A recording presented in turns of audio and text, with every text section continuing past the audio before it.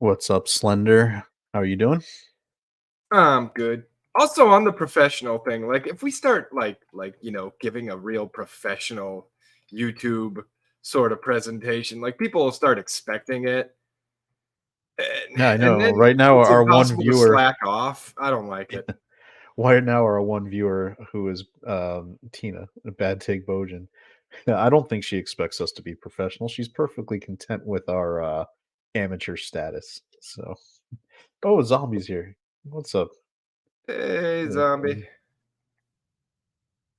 So yeah, that was our backstage conversation about how some other YouTubers who come on our show occasionally yell at me for not having things up to professional standards. And and to be fair to me, on the fly, I will usually download and install the things recommended immediately.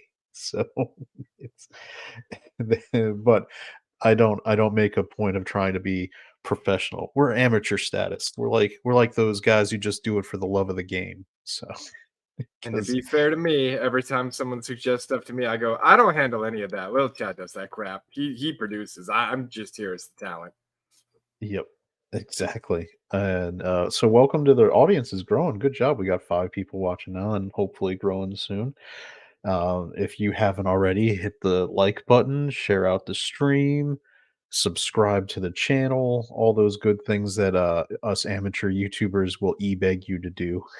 So Yes. uh Give us like- that sweet, sweet engagement. We love it. It's delicious. exactly. Exactly. Thumbs Oh, we up, got a thumbs fun down. I don't care. It's engagement. I remember because one of our shorts where it was us talking about the Dial of Destiny and you you had some people commenting about one of your fairly robust rants about the movie on that short Oh my and goodness. So, you were you're so mean. You're so mean. I'm mean because I said the movie sucked. Calm the hell that's down. true. It We're did we're still only at 2.5 minutes, so I can't say what I really want to say. oh, look at this. You got Tina over here. Scott let Slender and me run a Wednesday dump with Biggles. So there was not much professionalism there either. Whatever. Bad Take Bojan is professional. She sends links like days ahead of time. She's Yeah, trying to she does keep all this like everybody. show prep and does like an outline and has everything ready. If I made a super secret chat for like our show and our channel, the way it works is Slender knows this around 2 or 3 o'clock p.m. on Friday. I shoot him over a message like, What should we talk about tonight?" Yep. 'Cause and And then then around he 4 or 5 o'clock on Friday, I shoot back a message like, I don't know. and Or then if I or think he of something, I'll send an article and be like, "Oh, we can talk about this." and then I'm like, "Sweet, I'll set up the stream with a description now." So, super professional. That's exactly how we think do things. So, which is really funny. When we have guests on, I'm thinking of Culture when he's like, "You guys get to your topics." I was like, "Yeah, sometimes." Like we I mean, sometimes it's get not like a sidetracked. priority, but we try to. Oh, zombie! I've had death threats on my shorts. LOL. Yeah, it wasn't quite death threats. It was just people telling Slender not to be mean Yeah, to. how mean I was because oh, that guy really liked it, and then you said it sucked so that he could hear you say it sucked. I was like, he really liked it. Like, that should be the offensive part of the story. Yeah, that really should be the offensive part of the story is that somebody had that much love for Dial of Destiny. Oh, 'Cause ugh. believe me, I'm a huge Harrison Ford fan, so I went in wanting to like that movie. I really did, but Yeah, he is I didn't get a what I hoped for. I got what I expected. which was the opposite of what we had with Dungeons and Dragons. That's still probably the most pleasant movie experience of the year because I actually had fairly low expectations for that movie, and so I enjoyed it an awful lot. Which one? Sorry. Dungeons and Dragons: Honor Among Thieves. Dungeons and Dragons, definitely. As yeah, as a function of expectation. Like, I had other movies that I went and saw, like Oppenheimer and, that were really good and I really enjoyed, but I expected Oppenheimer to be good, and it was good, so that was fine. Dungeons of Dragons, I really had low Dungeons of expectations. Dragons? Dungeons Dungeons and and Dragons. Come Dragons, on yeah. now. Dungeons and Dragons, I had low expectations of anything. The writers went off on saying stupid stuff that really wasn't at all accurate to what the movie was like, and No, that the movie was kind of pretty closes on. fair with all Yeah, the main characters. no people have threatened to beat him up. Well, that's good. Good zone. There are a lot of crazy people. And speaking of crazy people, we got some fun stories to talk about tonight. One story that hasn't been as covered in our particular like pop culture sphere of YouTube, but I think is pretty interesting, and Slender sent it over for us to talk about, is a remnant of G4 Jirard the Completionist. I Basically, think it's been discussed because I was on Brahma's stream. He was streaming Dark Souls 2, and I was like, who still plays Dark Souls 2? Ick. But he was streaming that, and he said, "What are we talking about tonight?" And I was like, "Oh, we're talking about Sony and the Completionist." He's like, "Oh, what happened with the Completionist anyway?" I've been on like 3 podcasts where they talked about it, but I still have no idea what it's about. oh, okay, maybe, yeah, maybe I so. was Oh, like, he committed tax fraud, maybe. I'm not sure. I wanted to get little Chad to break it yeah. down for me. So there's Eclay. Hey, Eclay. How you doing? Thanks for being here. All right, so yeah, I think we'll just jump right into that story then. Story number one. Let me get all the good stuff here. Jirard the fraud.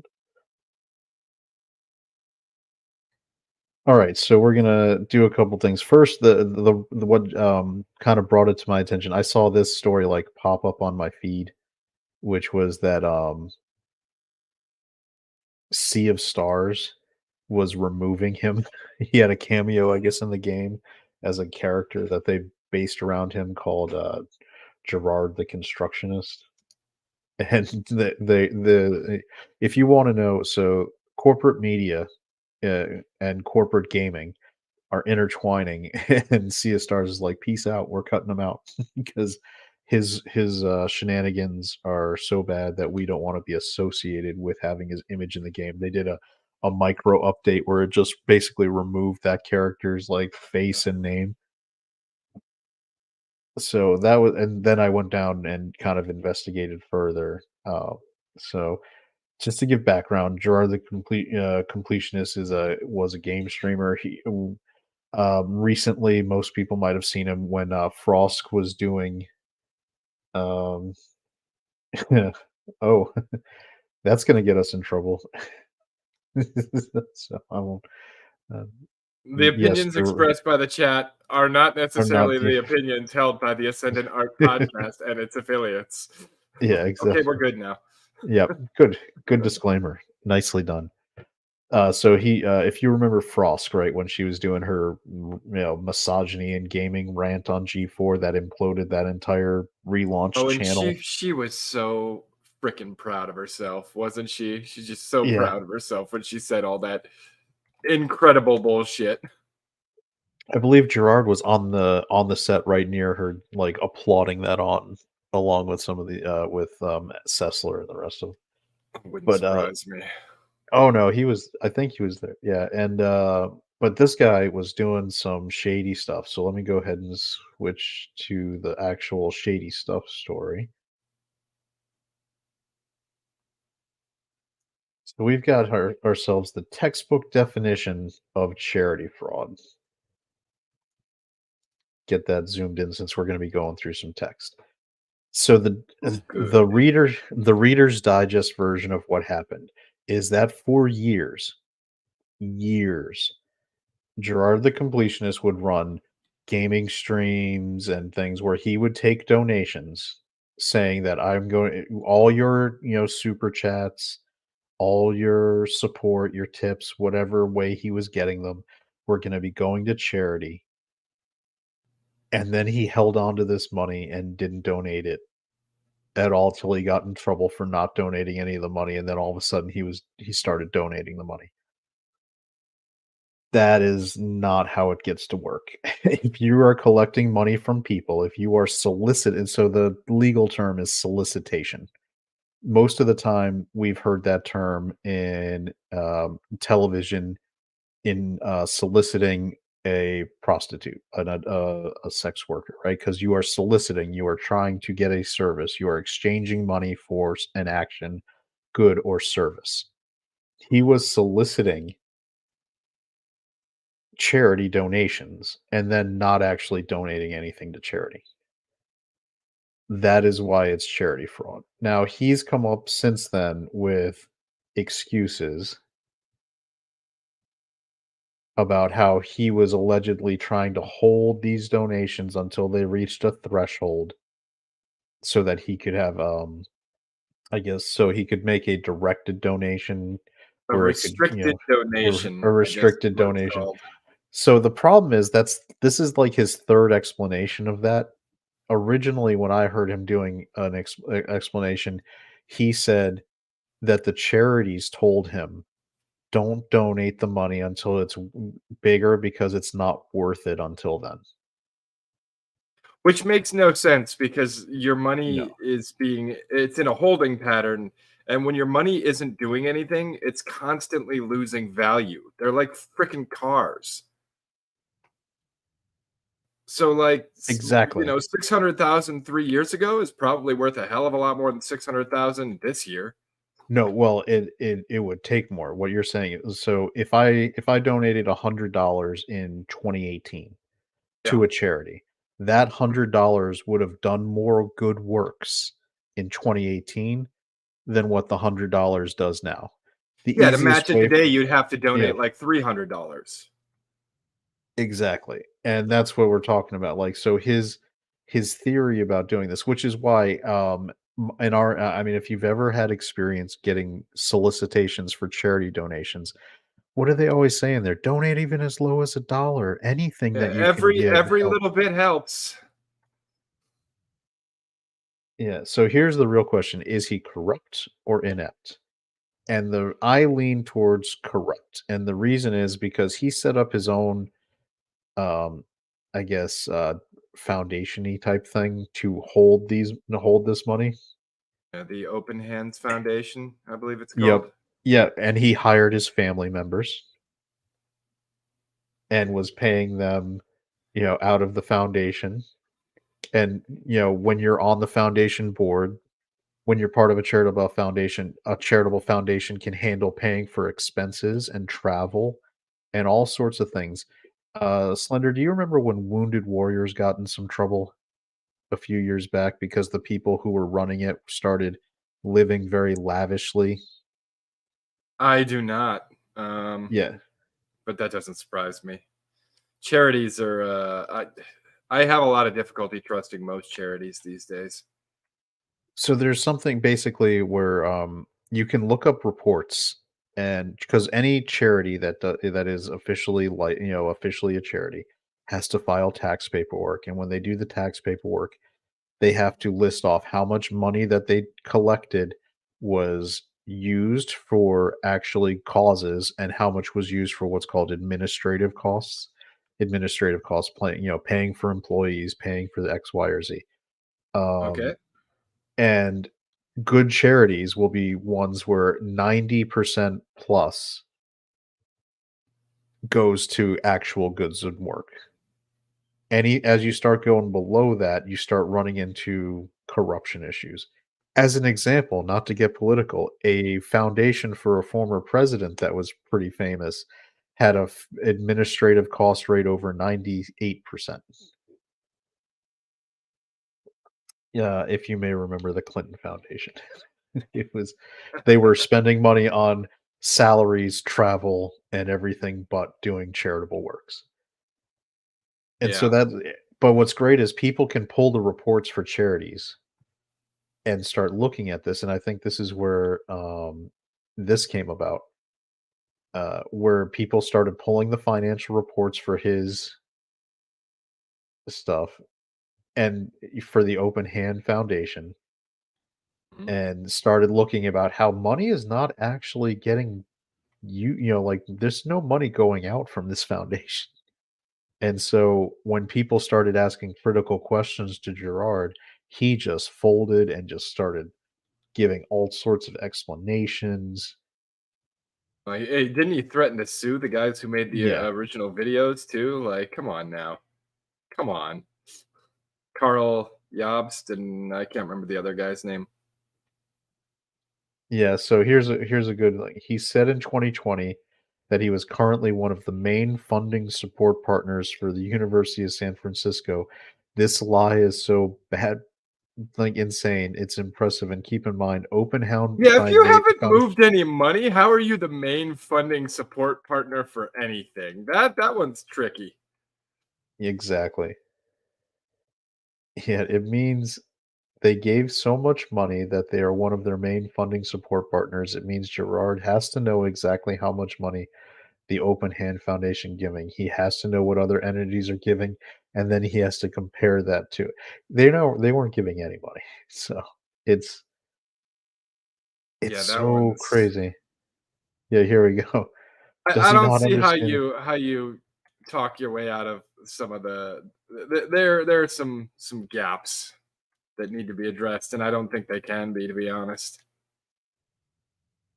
Yeah, so and like I said, he keeps digging holes by changing stories. And I think what happened is the most recent thing he's done is he consulted with some actual lawyers, maybe. And they explained to them, yes, so you're allowed to earmark charitable donations for specific causes. And when you give to foundations, and when you take the money that are from your charity and you're giving it to a specific place, you can say that the money I'm giving is only supposed to be used for X, Y, or Z. Uh, and so that's a directed donate, and I think after he learned, got some consultation, his new explanation is, well, I was holding the funds so I would have enough money for it to be a directed donation where I could give a directive that they had to follow, and I needed enough money to fund what I wanted done. A good example of this would be if you this was true at the college I went to. Mhm. We had an alumnus who passed away, and in their will, they left $800,000 to the school for new tennis courts because they played But it had tennis. to be specifically for new tennis It courts. was only available for new tennis courts. When they Okay. ran the numbers, new tennis courts were going to cost $1.1 million to completely, construct and whatever, whatever. So that money sat there for about 7 years until they could get the other $300,000 collected. That's a long time for money to sit there. And you better believe the college wanted to spend that money, but they couldn't because that was a directed donation where it had like a specific use that it had to be for. So if you ever wonder, like when you go and you see people buy, when they build wings of hospitals in people's names and libraries, sometimes that's because the person donating the money specifically said, I'm only donating the money if it's going to be for this thing to get done and it's going to have my name on it. But when you do that, that's usually because you're rich and you wanna give some money and you're doing it. This reminds me of a lot of, remember when Amber Heard was testifying about, like, "Well, I intended to donate the money, and to me, that's the same as giving the money." Not quite. So that's, yeah, it's charity fraud. In her case, she was doing it purely for PR. She wasn't legally obligated to do it because she can, all she had done was say in press that she was gonna take the settlement from Johnny Depp and give that money over to those charities. So she didn't do something that could legally go and get her in trouble. Aside from when she said in court under oath that she had done it in the UK, and that's one of the main things that the judge in the UK used to give her credibility to rule that against Johnny Depp, because he said, "Why would this woman have done, have lied if she gave all the money away?" When it turns out she The didn't. money she didn't give away. Exactly. So, obviously, I have problems. If that was the reason the judge gave credibility to her testimony, and then as we learned in the American trial, that it was a complete farce. Yeah, well, That I that would, guess that judge over in the UK didn't, hear the old adage. I believe Reagan said it, or maybe Bush, trust but "Trust verified. but verify." Oh, that was Reagan. Yeah. Yeah. Like, So come it's on, man. That's just day this. one shit. So this dude is he's lying, and he was doing it because it was in the name of his mother who had passed away, and so he would constantly use that to garner sympathy and to solicit the donations. I have a real problem with this, and I think as someone who lost his mother to cancer, I it's have a real so problem with this as someone yeah, who lost his mother to a heart disease. So yeah, yeah. It's you're as big a tool as they come if you're gonna basically dance on the grave of your mother to enrich yourself. So this guy's a yeah, ass. yeah, it's that's the part I just it's not a good look. I mean, some people this is what they do. They put it out there a lot, but eh, I don't know. There are some issues here. Alright, so, hey, Rob, we're talking about how Jirard the Completionist is a lying sack of charity fraud. So He is he's he definitely, is he is not good. He's not having a good day, and this is all blowing up on him, and as it should. yeah, Uh, kind of rightfully so. I mean, in terms of things, we talk a lot about cancel culture and some of the things where people get in trouble and don't have a way back. And this is what, when you if you're going to cancel someone where you basically end their career, this is what you do it for. This This isn't this because this this isn't is a a free valid speech reason. thing. This isn't because he was saying something that was a politically divisive opinion that was against some other people's political opinions. This asshole was basically getting people to give him money for charity in the name of his dead mother, and then using it for his own enrichment and other family members' enrichment. So yeah, Little Chad going zombies, right? hard today. It just pissed me off. I've watched this story for the last week, and it pissed me off because when I mean, I don't I don't go out here on stream and try to be like, "Hey, my mom passed away from cancer. Can't you guys give us money?" I say it'll go to charity. Um, no. Oh, well, I mean, I will. It's Screw it. it's Hey, 20 everybody, 23 I've minutes. started a foundation. It's called the I Wish I Had More Money Foundation. All proceeds will go to me and my own personal enrichment. Um, I might buy nice things for my daughters too, but I mean, mostly I'll probably just spend it on video games and beer. That's a good It foundation, is right? you know what? If you were At upfront least about it, it's honest. if you came out and just said that, I wouldn't have a problem with it. Because Exactly. I'm not quite sure how you could get away with setting up a charitable foundation to do that. I bet you could though if you really got the right lawyers. Well, I'm needy, right? Like, Charity begins at home. So that's the old saying. This dude, and he comes out and he comes off worse every time he opens his mouth. yeah, he's not And doing himself any favors with the optics he is producing. yeah, so the reason it's charity fraud is because when you solicit charitable donations with the promise of doing certain things and then don't, you are committing charity fraud. Hey, awesome one has joined the stream. What's up, awesome Hey, one? what, Thanks for Mr. coming. Grant Gregory? What the hell is he talking about? Almost at 2 hours. Time to end the stream. We're at 24 minutes. Is that Australian math? Is that some kind I of weird thing because he's in the future in Australia? I guess so. I think it's tomorrow in Australia, right? The show already ended in Australia. He's seen the whole thing.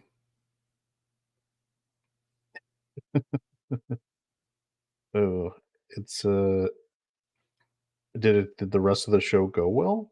I mean, can you tell us that, Grant? I mean, I'd like to know if there's anything we need to look out for. No, I do not watch a lot of his videos, Rob Kuro. I've seen a few though. I think he's been on Game Grumps a few times, and I do watch a lot of Game Grumps. So Yeah. but I don't need to watch a completionist because I tend to be a completionist myself. Yeah, let's see. Also says Little Chad promised me epic Conan gameplay. Well, we do have still have the game. But Slender has been I selling haven't me shut on down a the server yet, but Slender's telling me about a new game that we should all play together and it's apparently on I mean, Xbox it's not a Game new Pass. game. It's an old game, but it's Well, a game that I like. you remember I'm new to having a PC that can run them, so it's new to I me. suppose everything's new to you then. I mean, my up until I got the new PC, my most robust gaming system was a PS4. So Yeah. Welcome to the master race. good take, Tina. Yeah, a good take, Tina, because we're in between Marvel content, so she's got okay takes now. Yeah, and there Luckily, isn't a season of Loki to talk about right now. I don't think there's going to be any more seasons of Loki ever, so there's not an issue for I her mean, I talking hope about not. that. Like I said, I felt like the season 2 shouldn't have been a season. It should have just been a bunch of shorts. Like the broader arc just didn't work for me. Yeah, they could have done it more like Quantum Leap style, where it was Loki going right, around in time, just doing stuff. Loki Maybe just that. being Loki. Yeah, I don't know. Loki, I mean, there was some positive elements, but the overall, like now looking at the 2 seasons of the show, it really, what I can say about pretty much all the Marvel content in the last, basically since Endgame, is none of it seems to matter or have anything coherent to it. Yeah, And they so I feel just really don't good in care. the moment, but after you get home and you digest it for about 10 minutes, you realize, wow, that kind of sucked. Like, like they just don't hold up like back when Avengers came out, and then we had, Civil War and Endgame and like all these really powerful superhero movies. Like everybody was talking about them the next day.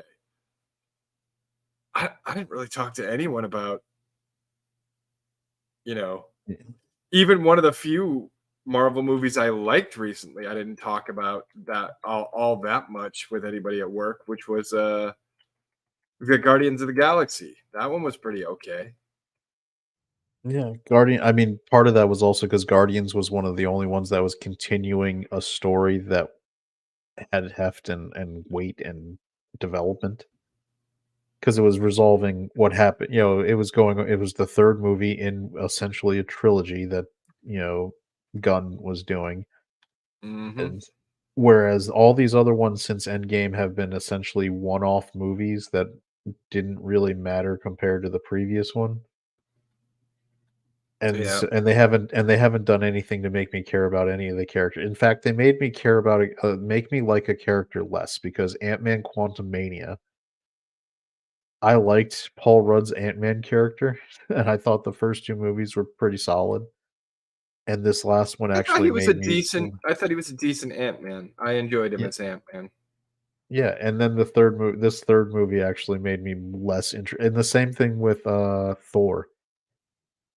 Love and Thunder has made me less interested in seeing any more Thor content than previous ones. Yeah, I'll admit I actually did like Ragnarok. I thought it was No, an I think interesting direction to go with the character, and it was a lot of fun. But Ragnarok needed to be a one-off, you know? what it reminds me, it was Midnight's Edge, I think it was, Andre who or Tom who said it, that Thor Ragnarok was like Batman Forever, and Love and Thunder was like Batman and Robin, where with Batman Forever, it was kind of a campy, fun take, and so you were like, "Okay, that's a pretty good change of pace after the Tim Burton Batman movies, I can dig it." Yes. And then when Batman and Robin, you're like, okay, you learned all the wrong lessons of maybe having a little bit of a lighter tone and campy, and you went Yeah. Perhaps you've way gone too too far. far, too far. What But if Tina has that's been trolling us all this time? That would be a Andy Kaufman level commitment I to mean, the bit. Tina's committed, so I could see her doing that. I mean, that Plus, I would be don't like trust her. yeah, that would be like the Jerry Lawler, Andy Kaufman type stuff. That would be awesome. One day Tina's just gonna heel turn like Hollywood Hogan and be like, you know why I'm here? She's gonna be like, Marvel sucks. All of Marvel sucks. Loki sucked. I was just doing it for the money. Oh, all right. Now that we've got a pretty solid audience here, I'm gonna show something that actually this was another thing that bothered me. Oh, is this the And Sony story? yes, because Sony has decided apparently. So this was buried. We got this from some people who were scoping out terms of service in Sony Europe, and it's related to resell like resold games. And let me find the part where it explains it.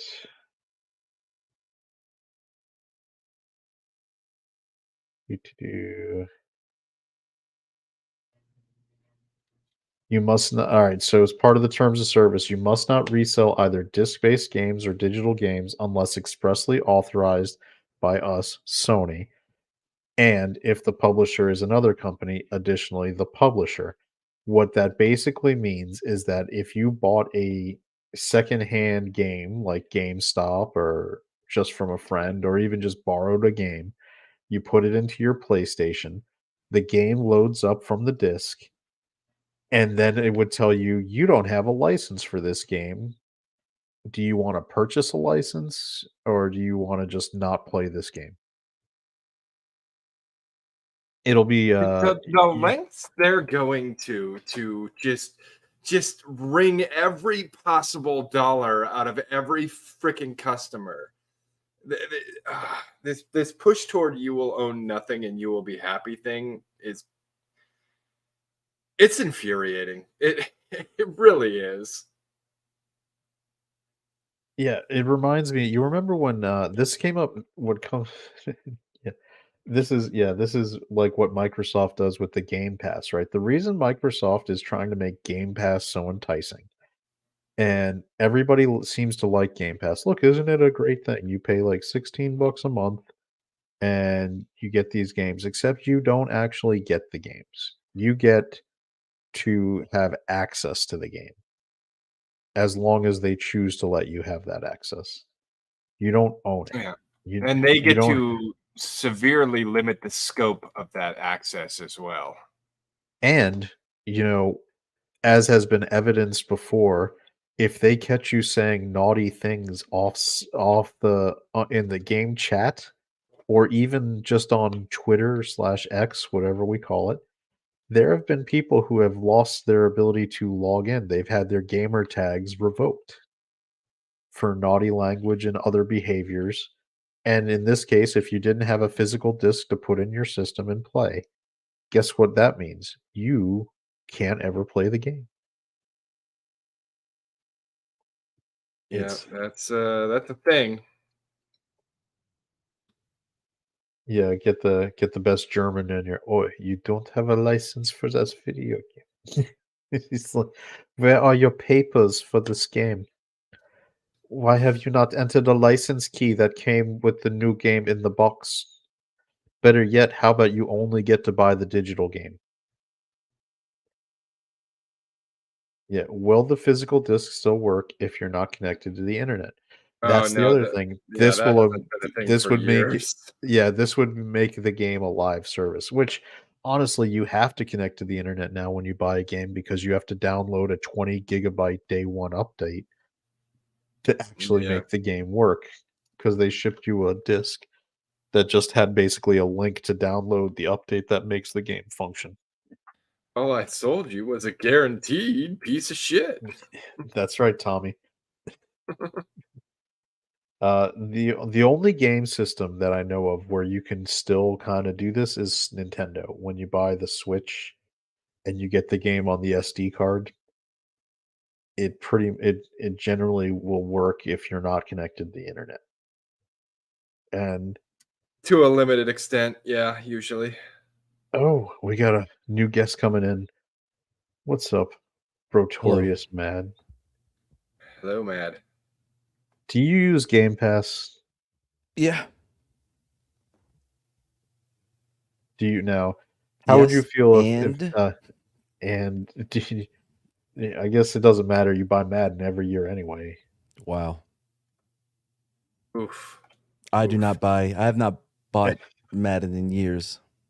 I don't think there were discs for Windows 10. It was just installed or on the. I don't. Most computers don't even have disk drives anymore. It's either going to No, they be usually come on a thumb drive now. yeah. So yeah, back to Mad saying he hasn't bought Madden in years, Have it. Ugh. but somehow you have the game every year. I can't help what I get for my birthday. Oh. Do you order it for yourself? No, that wouldn't make it a Do you- birthday gift, would it? Do you tell someone that that is what you would like ordered for your birthday? I do not recall. Ooh, ooh. I think the defense may have just run into a bit of a hurdle here. All right. Oh, zombie saying hello. So, Objection hearsay. Yeah, but it's really good hearsay. Officer Mad, would you please tell the court, have you specifically asked for the higher cost edition of Madden beyond even the base game? I do not recall. Ooh, ooh. This is bad. This is bad. Any What second now, type- he's going to start asserting his Fifth Amendment privilege. do what is the level? What's the different tiers of Madden game even called now? Like Legendary Edition, Extreme. Like what's the top tier one called? I do not recall. Oh, he noticed that I was trying to set him up there. That's all right. Ooh, See, you trap roll up- question. Trap question. It's a trap. Don't answer that. It's a trap. Oh. I don't even. I guess is who was it that they were saying was going to buy EA? It was Disney was apparently looking at EA. I don't know how they could afford it. EA's market cap is like $40 billion, but EA Sports. It's in the game. wouldn't be Aw, surprised if they did that awesome. for controllers as well. Oh, It's yeah. funny. Awesome one is dumb. See, when you say something, you're gonna want to make sure you're right if you're gonna call somebody dumb. As I've already explained within the past 5 minutes, I have not bought Madden in years. It is a birthday gift. So Mad exists in what in the financial world we call this a fungible economy, where he lives with someone else, and that other person, and even though they share some expenses, makes the purchase, and so therefore Mad's money didn't buy it, but in effect he kind of did. So Yes, you are still dumb. I guess we'll have to release it. And be nice to the audience. I Yeah, will, don't- except for that guy. Hey, don't treat our chat like you're on culture stream. Man, he shot up in subscribers really fast just because he said he'd wear pigtails. That was, I don't know what that makes me feel about the world. I don't That know. I'm all not takes. subscribed. I'll wear pigtails. That's true. You know, Slender's hair is probably longer now because Culture went and got his haircut. Probably longer. Probably is, yeah. Yeah. My So beard how is you up, doing? but- How you doing, Matt? Everything going good? Yeah, doing good, doing good. Matt, did you see that movie I linked? Of course. Why? Lied. No. It looks great. Yeah, what's it Slash about? Street Boys. Oh, I did show you that too, but no, there was a movie trailer. Oh I yeah, linked. yeah. You're talking about the American Society of People. Yes, Oh yeah, people. of magical people. I don't even.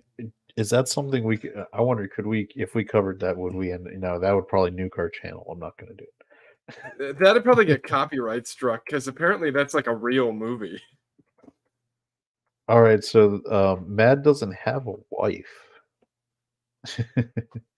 Mad would make his wife wear the pigtails and call it good. So there's not one eligible.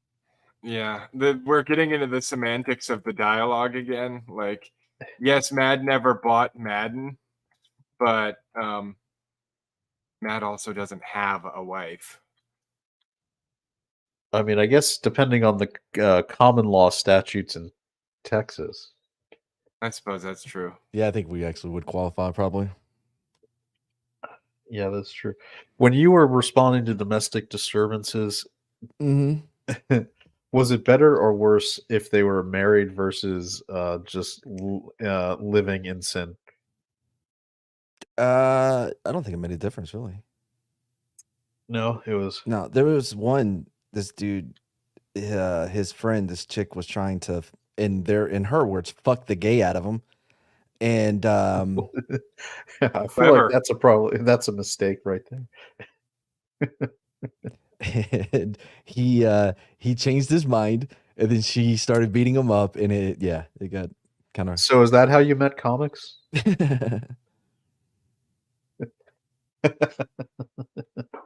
Wow. Nerdrotic has a clip of Eric July saying the movie title. Yeah. I guess that would be one way to do it safely. I suppose, yeah, that'll give you a pass. Oh, question for Mad. Was the woman named Peggy? No, I don't think that would help his gayness. I like your voice inflecting up on that. I don't think that would help his gayness. Like, what would help his gayness, Matt? Do you have like a solution? Like, no, this is what you really need to do. I was on the police Yeah, force of and in course, the army, Jesus. so I you're gonna lift weights and HGH your way the gay away. Yeah. What was that called? The power team, right? That's how Hell you yeah. make the gay go away. Oh, that makes me have you watched The Iron Claw yet? I feel like that's a movie you might enjoy. The what? This is the one about the wrestler with Zac Efron. It's the Von Erich Yeah, family no, I haven't seen it yet. from I didn't think it Texas. was out.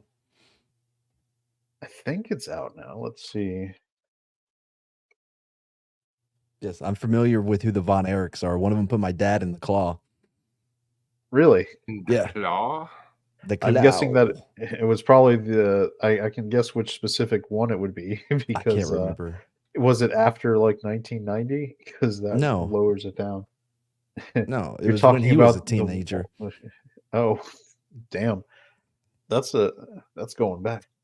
I do like that they committed to the bit so hard for professional wrestling that it was their grandfather that wrestled under that like Von Erich name, Mhm. where he's dressed up basically as a Yahtzee, and Oh, wow. they're like, oh no, we're gonna keep the bit going. We're gonna be the because their real name is like Alexson or something, some other regular stand name. Like no, I guess no. We want to honor our grandfather's legacy. Yeah, it opened up today. Actually, today's the wide release date. Mm. I know it's no Neil Breen, but Y'all trying to watch that Rebel Moon? I have heard such terrible things about it. I don't know whether I should or not. I got 10 minutes in and switched it to Kurt Russell's 1998 Soldier because it's the same Soldier movie, is only fantastic. better. Yeah. Whoa, dude, Soldier it's is so great. fucking good. There's this great moment where because he's beyond stoic and he super quiet, barely says anything. And he's cutting carrots and he cuts his finger or whatever. And the chick's like, what are you thinking? And he doesn't respond. And then she goes, what do you feel? Do you have feelings? What do you feel? And he goes, fear and discipline. and it reconceptualizes everything you've seen up to that point to where you thought he was just so absent of feeling and so numb to the world that he didn't care about anything, but it was the opposite. But it's actually the opposite. You're echoing during this great fucking moment I'm Brahma, having. Way to Anyway. ruin the moment.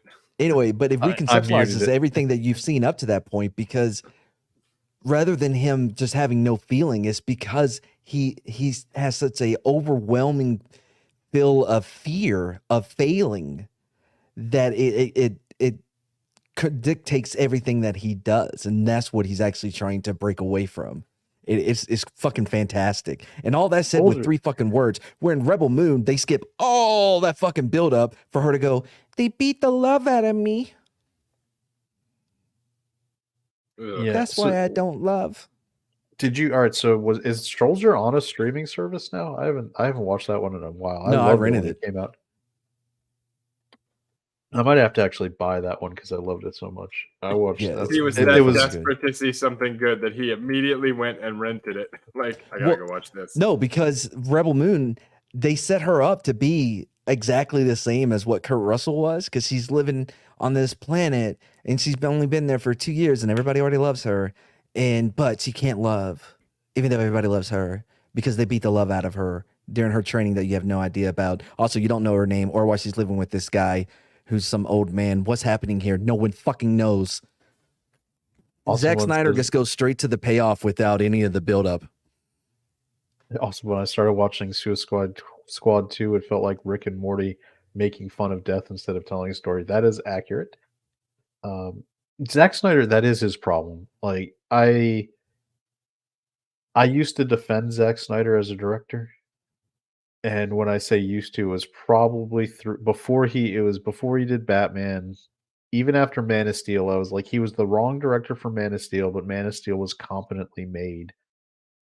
But now I see when he's doing original work, because it started when I saw Sucker Punch, which has no God, that depth was at awful. all to it. I was like, this dude is a music video director, and all he's doing is doing music video vignettes, and he's stitching it together with what he thinks is some great story, and it's not. And because Dawn of the Dead, he was remaking, so he basically had an entire movie to pull from. Bro, I've said the same thing. He's decent, if not, there's no innovation to what he does now, because it's everything he's already done, just with a quote unquote different story. You know what I mean? But yeah, if it's not his original work, then he's very competent. You know what I mean? If he has something to go off of. 300, once he gets he was full great control, in 300. Fucking, it goes to shit, because he thinks that the payoffs in of itself is paying off. Does that make sense? Oh, I agree 100%. Brahma, you there now? Yeah, I'm here. Okay, cool.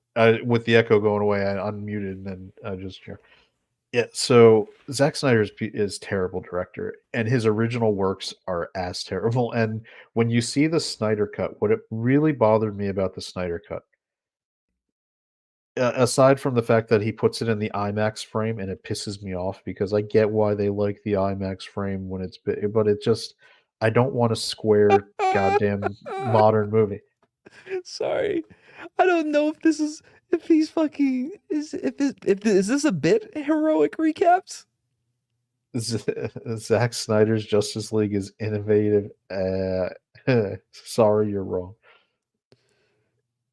Is this a Watchmen is the greatest comic book movie ever made, next to The Crow. This has to be a bit. Yeah, that's a bit. Okay. Yeah, that wasn't any of that. Anyway, so I did like Watchmen though. Yeah. No, Watchmen was again. He had a complete source material to pull from, so he didn't have. I mean, to do I anything liked himself. Watchmen, but greatest comic book movie ever made. Your bros sound dumb. Okay. Oh man, that's a good bit. So all right, so I'm watching Zack Snyder's Justice League, and this movie, and it's whatever. Yeah, I know. I sat through that piece of shit. And what bothers me is that for years, people were ripping on Joss Whedon's version of Justice League, and they kept complaining about all these different things that were Joss Whedon's Justice League. Yeah. And you know Whedon-isms. what they were? They were fucking Zack Snyder scenes. Because all the shit, like, they were talking about, I remember some reviewers, Grace Randolph included, were like, Zach, Joss Whedon does this weird shot where he lingers on Gal Gadot's ass for no reason.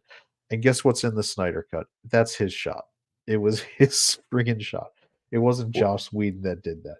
Where So he with- lingers on Gal Gadot's ass for no reason. I can think of a reason, but With Rebel Moon, though, like the most interesting part was waiting to see if I was going to see a Snyder pixel. That was the most interesting thing. did you end What's up a seeing Snyder it? pixel? What? You don't know? Dude, come on, man. All right, so it was, and it's not only his stuff. There, you can see it in other things. It's a missing pixel. It just looks like a white dot, and it's something wrong with the camera itself. Gotcha. Indicating faulty equipment, and then they didn't reshoot. All right. Literally This- not this- a single this- one. This is All right, I really like this bit now. This is actually pretty fun for me. oh This is man. like, clearly, Zack Snyder is, and I don't ever want him doing anything. I just don't think He completely reshot it as he was required to do. it was Zack Snyder's terrible, and I liked 300. Like when 300 came out, it was new and innovative, but Yep, he also was lifting base. If you grab the original 300 graphic novel Frank Miller did, it is the goddamn storyboard Zack Snyder used for the entire movie. He didn't Yeah, do that's anything what we original. wanted. Yeah, it was, yeah, and that's where Zack Snyder can do something. And if Well, that's not what the he's ending is doing, different. yeah, I mean, but you know what? Dawn of the Dead I thought was great as well. My favorite part of about Dawn of the Dead now is going back and realizing that the lead from Modern Family, that became one of like What? America's like That's right. was Phil. the womanizing guy who recorded like having Bill sex was with in women. Dawn of the Dead? I don't remember that at all. You're mocking it, right? No, I really don't. No, I remember didn't that. either until you said it. I didn't. It's been so long. It has I'm been actually a long rewatching freaking Modern time. Family. And I like here. Modern Family. I thought Modern Family was a lot of fun. It's hilarious, dude. I'm almost done with season 11. It's fucking great. Here, let me, because people, yeah, you forget because he wasn't anybody of note at the time, but he was the sleazy womanizing guy. Oh my god, that is him. That's fucking awesome. Good on Phil. Yes, women watch Modern Family. Women watch a lot of things. Yeah, he was the guy who owned the boat. That's why if you watch the end credits, which is really depressing because you realize they didn't get away, they all just died on that island. I here's the thing. The whole reason I got into Modern Family was because my wife was watching it. So yes, women watch Modern Family, but men who have relationships with women sometimes watch the things that women want to watch too. It's rare, but you got to throw them a bone every once in a while. I mean, you can't just make them watch Soldier 24/7. Sometimes you got to work Tango and Cash in there. Yeah, I mean, you know. True. But yeah, so You compromise, Dawn of, just not too much. all right, so it's Dawn of the Dead. Sarah Polley was the lead. Ving Rhames was the basically other lead. Was it Omar Epps? Omar Epps was the one with his girlfriend. No, it wasn't Omar Epps. It was Ray J? no, it was shoot. Now I'm gonna have to go to IMDb and look it up because it was. I know it wasn't Omar Epps, but I know why it was. I'm trying to think of what his name was. Who knows? Anyway, and then yeah, Watchmen was So good. you rented it. You didn't buy it because you're not ever gonna own it anyway, so it doesn't matter. Soldier. I gotta find that on Blu-ray. I wonder if they've done an Ultra HD version because that one deserves it. That movie was super good. I don't know. My television uses AI It was and transfers everything into 4K. It was Mekhi Phifer. That's it, Mekhi Phifer. Yeah. Oh my God, Michael Kelly was the like stupid like redneck mall cop.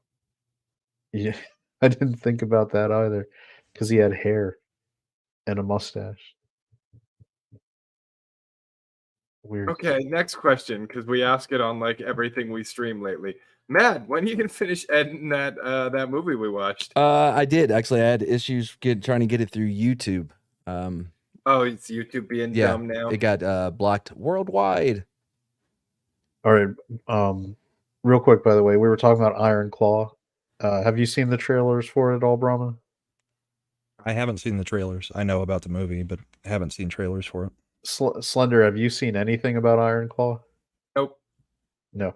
I'm going to share this real quick because Jesus Christ, look what Zac Efron looks like, the friggin' He-Man action figure from 1980s. That's Zac Efron from High School Musical on the left. He's playing the wrestler, the real That's life what we wrestler say on the he's right. from is High School Musical. I mean, is there something he's more famous for being in? Not more famous for, but he's been in other things that are more Oh, I recent. know. And I mean, if not, I could do Baywatch or The yeah, Greatest Showman or any of those, but I mean, what's the first thing you think of when someone says Zac Efron? And be honest. I was way too old to ever see High School Musical, so I never saw You're it. and your daughters The didn't first want it? thing I think of is, Oh, hell no. who the hell is Zac Efron? And then I see the picture and I go, oh, that guy. Oh, from Baywatch. I didn't watch Baywatch. As a matter of fact, the only thing I've seen that he was in on this list right here is The Greatest Showman. Oh, you Oh, haven't see, seen I haven't seen Neighbors? that. You haven't seen Neighbors? That one was actually not bad. Nope, haven't Yeah, seen Neighbors. Neighbors, he was good in it. Baywatch. You know what I think he happens was really is- good as Ted Bundy. What I think happens is I see this guy in movies and I assume they're movies for chicks because he's kind of a pretty boy. Baywatch wasn't for chicks, but it's all right. No. I actually unapologetically enjoyed the hell out of the Baywatch movie. I thought it was pretty funny. But I don't know. Maybe Oh, that I don't. and was Seth Rogen in both of the Neighbors movies? Yes. Yes. That's Along why I with, didn't see those. I hate Seth Rogen. It could be like you could give me Saving Private Ryan, and if Seth Rogen was in it, I'd hate it. Did you like Super Mario? Not really. Not as much as everybody else did, apparently. I thought it was a fun movie. Not a bad movie, but Has everybody else here seen the movie This Is the End with like Jay Berkhall and Seth Rogen and all those guys? Yep. You remember when they're introducing Jay Berkhall and they're like, you're that like guy who hates movies that are universally beloved just because and stuff. And they asked him, was like, what about Forrest Gump? What did you think about Forrest Gump? And he's like, oh, I really didn't actually like it. And he's like, you piece of shit. I liked Forrest Gump. Like I said, it's not necessarily like there are some movies I like that some people don't like, and there are some movies that I dislike that lots of people like. But I think everybody gave the Super Mario movie a lot more credit than it deserved. I didn't think it was bad, but I didn't think it was as great as everyone made it out to be. And it was a kids movie, so it's like, even if I don't like it, the movie wasn't really made for me. Right. So yeah, but Seth Rogen is just the most grating. Like his voice is cancer, and his laugh is like malignant cancer. It is. So so going back, just real quick, Dawn of the Dead. These are people who have had big careers since then that you forget were in Dawn of the Dead. Like Michael Kelly has been in a lot of stuff as like the henchman like guy. He was in he got his big break with House of Cards on Netflix. But he was the cop. Like Ty Burrell would go on to Modern Family, and Mekhi Phifer. Well, I guess Mekhi Phifer is the exception because he was on the downturn from his, I guess, peak in the 90s. But Ving Rhames has been around forever. Yeah, he is, and he's the Arby's spokesperson, so you got to watch out for that. He has the meats. He has the meats. All right. So, but yeah, so I'm actually really trying to get people to try to. I've heard nothing but good things about Iron Claw. I love professional wrestling, and really hope this thing actually is successful because it doesn't seem like it's getting a lot of push. Yeah, I'll wait till it And comes out on VOD. what? And Your father was put in the Iron Claw. You should be watching this stuff. But I don't want to. I don't want to. All right. Wait, hold on, Matt. What if someone else pays for the ticket? Because No, then you're I don't not want paying to. for the ticket. oh boy, am I gonna get dragged to go see this movie at some point? Is that what I'm hearing right now? You may. I mean, but you're Because gonna if you throw probably in some chicken wings and a beer, you know I'll go see a movie. have to bribe him with going to the draft house. It's too close to Christmas. I got Christmas things to do. Yeah, you got good Christmas plans? Are you actually going somewhere?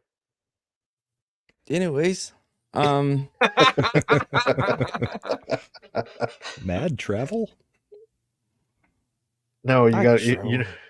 you know that if Matt ever travels, people get brain worms. You can't you can't worry about Not that. true. Went to Galveston. No, was it Galveston not that long ago? Remember? I Yep. mean, I've been didn't having the these natural headaches lately. Maybe I got the brain worms because of that. Oh he my got god, the they're just a figment of your imagination. he got the brain fever, coach. She got the what was that from Waterboy? Waterboy. She got the brain pains. He needed some H2O. Why don't drop out of college? Go to the draft, dummy. Just like Tiger and his daddy. Yeah, it goes like Tiger Wood and Hit Oh, Daddy. the wrestler was good, man. That was Mickey Rourke's like peak professional level of career. And then he got stupid like Iron Man 2. Mickey Rourke was so weird in that movie. Like he brought his own bird to be his pet.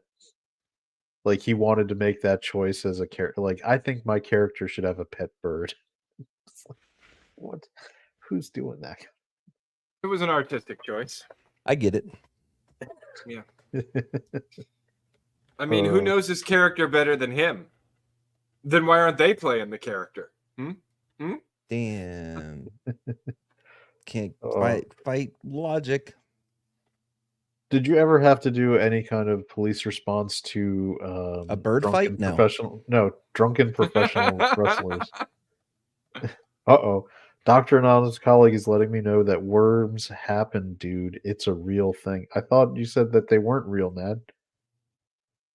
Anyway, were you asking me about something entirely different? Are Were the you? worms imaginary? I Are was they going like to those ask you. ones where if you're a ghost and you try to leave your house, you end up in the sand planet with the big purple striped worms? Oh, Are they those kind of worms? Beetlejuice. It took a They- while for me to get where you they'll- were going with the Beetlejuice there. I was guess Matt if he had ever had to respond as a police officer to professional wrestlers, athletes, or celebrities' drunken escapades. That'd be awesome. no. I'd imagine if he had, we'd have heard that story by now. Yeah. That's true. Because Matt doesn't keep a story like that in reserve. He throws that one out there immediately. Are we watching a movie later? I I'm don't not. know. I'm barely functionable. You're barely coherent as it is. Mm-hmm. Bring a Disappointed Zagna you, bar. man. The worms You love are those. not getting What it the was way you used to. I know. Well, I don't know how the last one was it the Called to Duty? Was that the name of the movie? Yeah. Yep. I was trying to finish up the Undefeatable, but man, it's gonna be rough because that thing gets me blocked worldwide. Hey, Matt. Hmm. You never close your eyes anymore when we watch your flicks. Look at this Navy guy talking about a bro target rich environment. Oh, Chad, even you could get laid in a place like this. I'm not really trying to go for a bro to do that, so I'll pass. Doesn't Has matter. his Had trial. No, sex. God damn it, Chad. You were supposed to say you'd be happy because I find a girl to talk dirty to you. Yeah, but I don't know. That scene is incredibly gay because if you look, What? there's a lot of sailors in white uniforms and not very many women. So the logistics don't seem to work out. Your logistics. Yeah, but that's how it always happens, you know? Yeah. Pack of wolves. Is that how it happens? You're just there at a Yes. bunch of seamen and things happen? Yes. Yeah.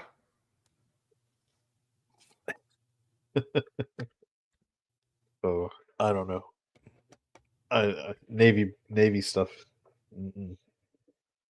Maybe if it was as well acted as Called to Duty and as accurate to the way military life genuinely is, I would be Don't okay you with ever tell me that Call to Duty is accurate to military life.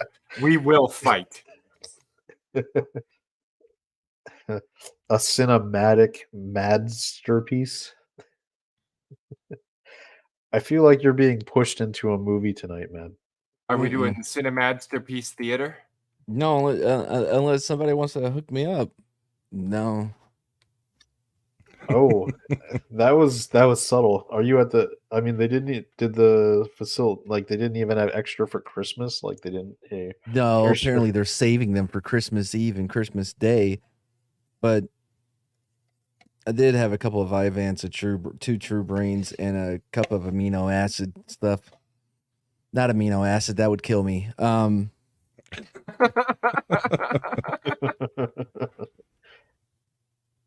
Man, Whatever it's if I was someone who lived with you and I heard you talking this way, I would feel really bad for not providing things that could provide clarity to your mental processes.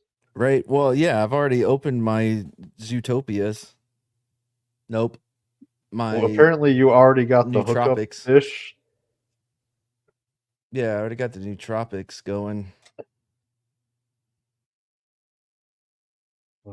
Why are we still looking at these three guys in Speedos on the screen?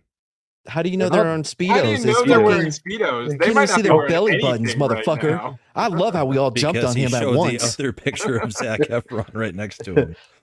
Look at this. What's going on is Brahma has internalized the Twitch meta so much that he knows.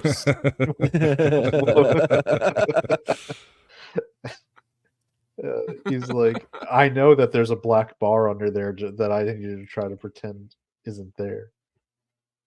I'm getting ready to join the Twitch meta. Are you going to start wearing a black bar over your smoking jacket? Hell yeah. I just I'm don't. I'm gonna go get another drink on that note What? because the idea of Brahma joining the Twitch meta It's too much to take. it excites me in ways I didn't realize I could be excited. Well, that's worrisome. That is worrisome. Now, I just don't. All right, so if you're an e-thought, why do you go to Twitch instead of just doing only? Is it because they're specifically trying to get the like under 18 minor crowd? Like, what's the No. thought? I think it's like But a if- promotional thing. So you Yeah, think they're they just all doing have it their to drive? OnlyFans and their links on their Yeah. Twitch channels.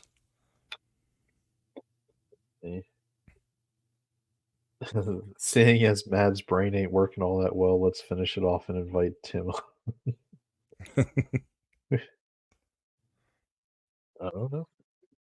I just it seems weird to me that I would feel like if the e-thoughts can go to a campsite and be just more direct and get paid for that. So I'm looking at the economics. Like, do they really get that much more of a crowd, to their OnlyFans by doing that? Just a separate income line. I don't know, but I'm about to step away too to go get some Monsters and Red Bulls. Okay. But Is I'll this wait till something Cindy that's- gets back. Is all right. Is that something that's readily available to you, or are you gonna have to like step? No, I gotta out go to the of store. Yeah. Oh, okay, so you'll be back tomorrow.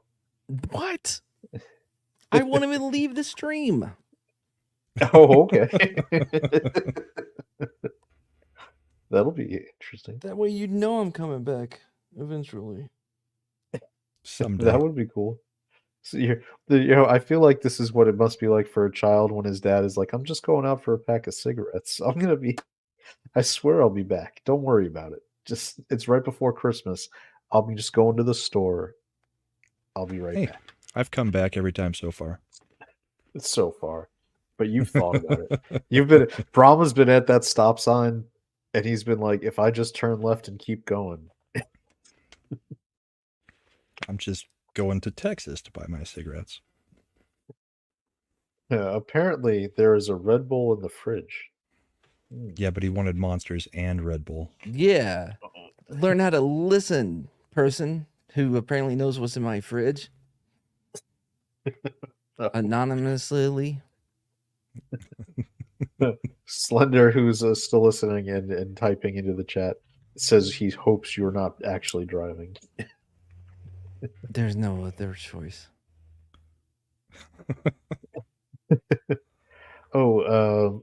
Brahma, did you catch the Supreme Court just telling a certain special counsel to go F himself today? I saw something on it. I haven't had a chance to read up on it. I was trying to close out the year and month at work today, so. Oh, that's always good. Financial concern. End of year. Ooh, let's keep talking about taxes. I'll be right back. Taxes. Or whatever I guess you're saying. So when you run a business, you have to close your books for each Mhm. month so that they can be properly bound. There he goes. No, what I'm talking about is all of like our company's campaigns and stuff are annual based. So trying to get the last few policies and stuff done right before the end of the year to make sure that I hit the numbers to get some of that bonus money. Sweet bonus money. So yeah, so just the policy just has to be written and bound before the end of the year. No payment has to go through. Yeah, Or an has to go initial through, payment. but Just an initial payment. Cool. All right. It was different when I worked at Geico. You know, it's a whole different model when it's just car insurance. yeah, Well, I've been Geico, working on life insurance for the past couple weeks, trying to get people to sign up for that because got plenty of homes and autos, needed some life. just look at them and be like, look, let's just be honest. You're fat and you're gonna die. You need to take care of your family. let's do this. Yeah, No, pretty much. how do you? And what the I was because the selling pitch for life insurance has got to be like, look, you've got obligations you need to take care of, and if you're gone, who's gonna do that? You better hope they actually like their family. Because You know, I get so many people that will not buy it because they think that their spouse will partner kill them. will kill them. Yeah. That's the And silliest thing, man. it is kind of funny in our family, though. Every time anybody goes on vacation and is flying, the second they land, they send out a text to everybody in the family. Landed, safe. Because, yeah, they know that we're all crossing our fingers that something will happen so that we get the life payout on all of them. This is I like the screen name. Odin's Catholic's Priest Doppelganger. Iron Claw promotes toxic masculinity. Good.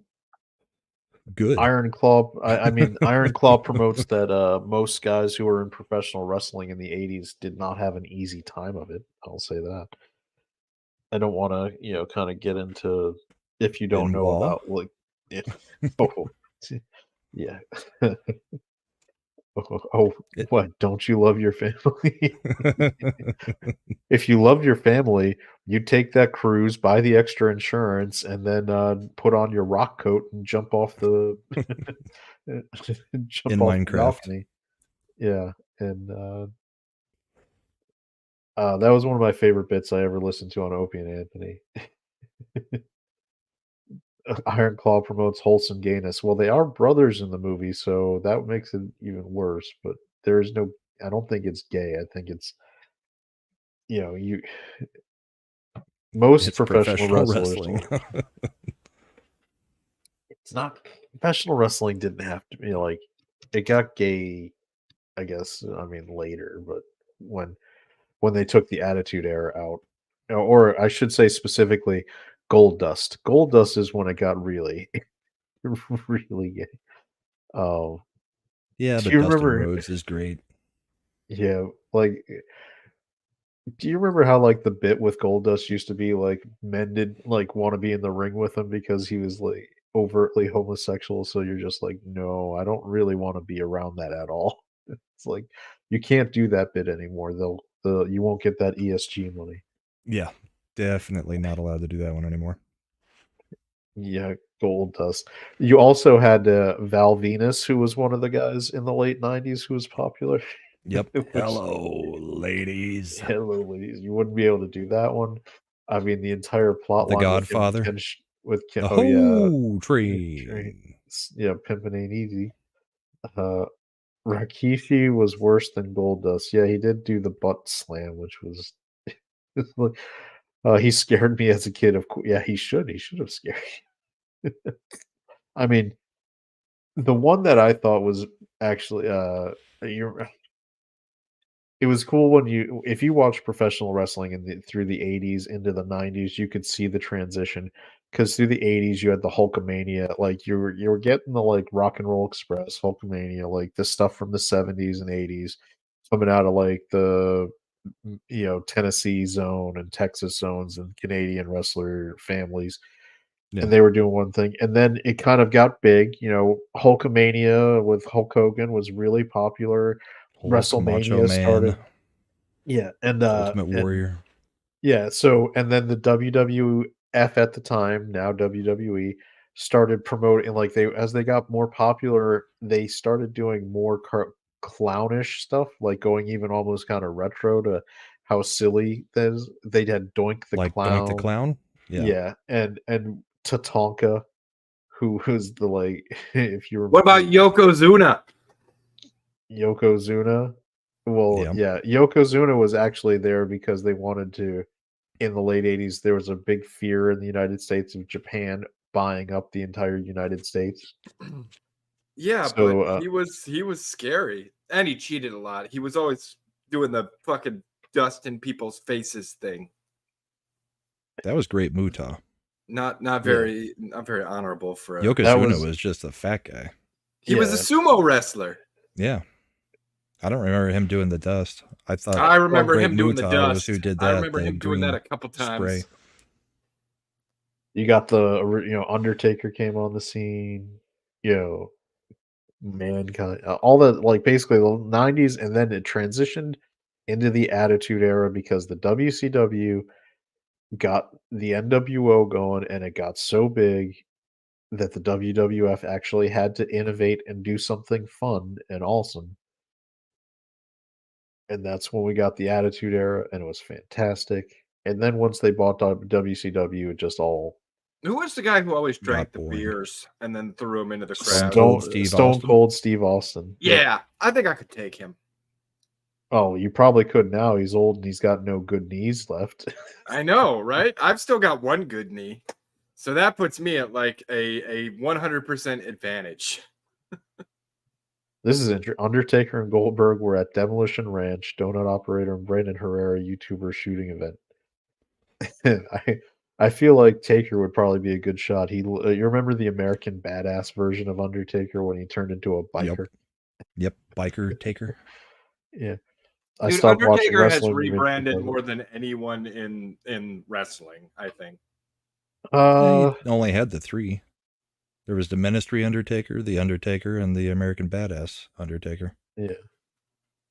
I suppose that's true. Okay, I'll give you that. Cold, He give just me a bounced hell between yeah. them a few times. I just got really annoyed because I liked the old Undertaker who wore like the wide brimmed hat and brought the coffin in with him and everything and would walk around on the ropes. And that's kind of what he ended on too. Yeah, I liked that Undertaker way better. The American Badass Undertaker was, I mean, it wasn't bad, but I was like, this isn't as good. It's not. They as circled good. back. They circled back to the original Undertaker with the like, I am the demon Undertaker from hell, and yeah. And the worst was Ministry Undertaker. That was the worst iteration by far. You don't. If you want a good example of how bad the WWE got, is you look at Bray Wyatt and how they screwed him up using him. No one was more over when when he started than Bray Wyatt. He had a great character, great stuff, and they just didn't know. Like Vince McMahon didn't know what to do with that, and Bray Wyatt doesn't look like what a wrestler should. He wanted Roman Reigns. Brock Lesnar, Roman and, Reigns, yeah. and so those were the guys they kept pushing and pushing, and let's see, nothing will ever top Greg Durag Vince McMahon. If you're all right, so what tops it for me that was just funny was when they did a storyline, like it was in the late 2000s, early 2010s, where Vince McMahon was allegedly blown up in a car bomb. Yeah. And these guys forgot that because they were publicly traded, they had to actually make a publicity statement announcing, no, Vince McMahon was not actually killed in a car bomb.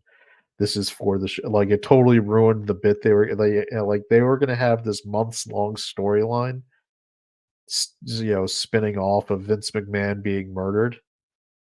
And they just couldn't do it because the WWE had gone public, and because he was the CEO of a publicly traded company, you can't do that kind of stuff because your health is a matter of, stock value. Right. It was just Yeah. like, that's ridiculous. Let's During see. the Monday Night Wars, it was great. Since then, I just stopped watching. I mean, like Awesome Ones, it's every time I turned it on, somebody was just talking on the mic. I never would actually turn it to the station and see any wrestling going on. Well, I mean, talking on the mic isn't being able to cut a promo is important.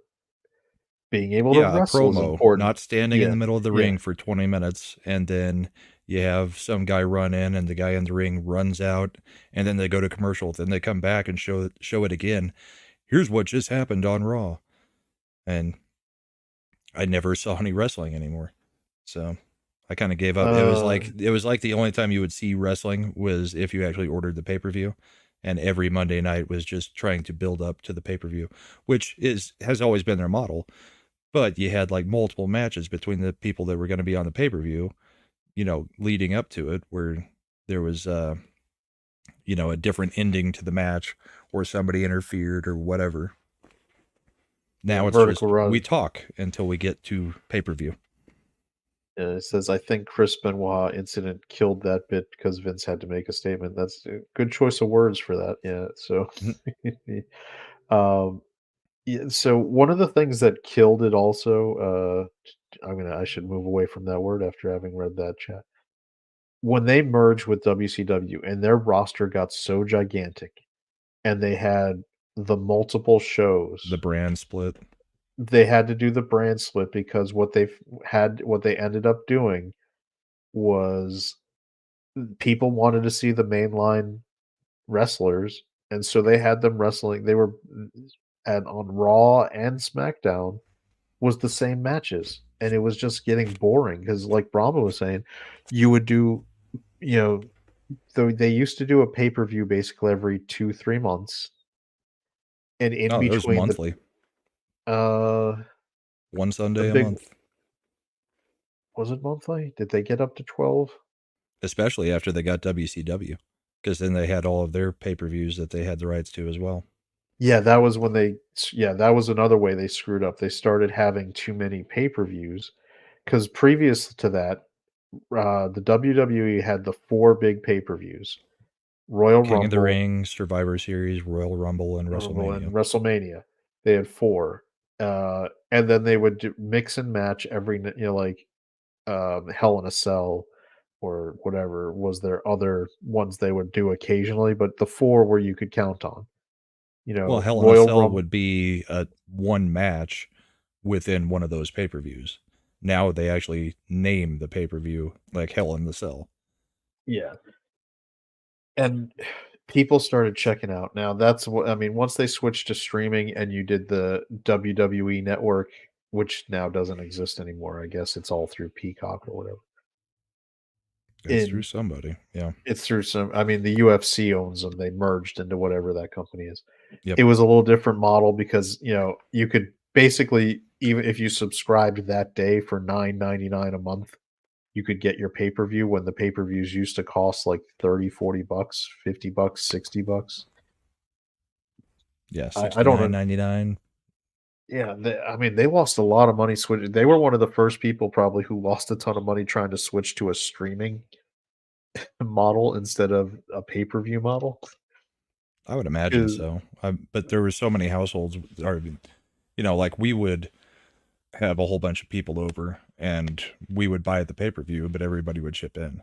So I don't know what the total number of buys was, but they were making plenty of money at the time. I don't know Yeah. on the streaming.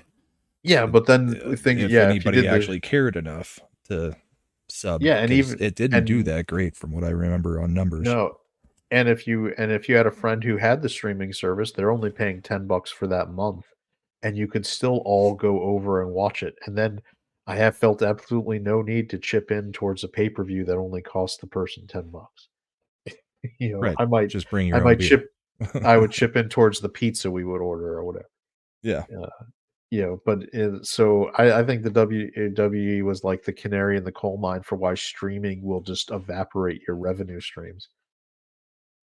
And it was, Yeah. you know, don't go to streaming. It's gonna be bad.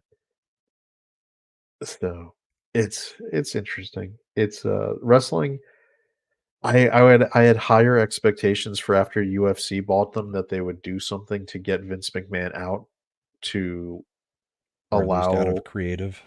out of creative, and it doesn't seem like that happened. I was, you know, because Triple H did a really good job with the NXT creative, where he was kind of when he was left to kind of run it on his own.